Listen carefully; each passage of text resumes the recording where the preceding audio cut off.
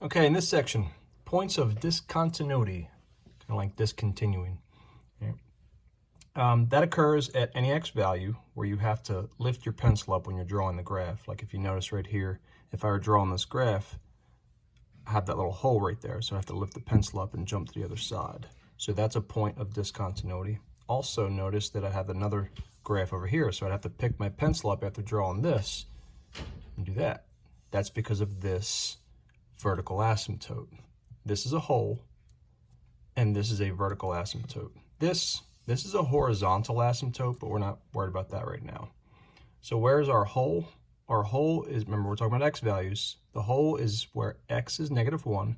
Technically the coordinates are -1 and 2, but the x is -1, and where's the vertical asymptote? It's crossing through where x is at +1. How to find holes? Factor it if you can. We factored this numerator here, and we got this. The x plus 2 and the x plus 2 cancel out. Okay, so the simplified answer would be just the x minus 2. But here's how we find the hole. Okay.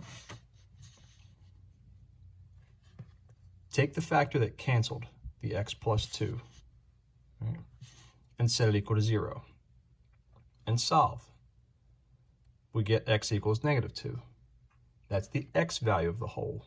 But to find the coordinates of that hole, you want to plug that answer back into the simplified function.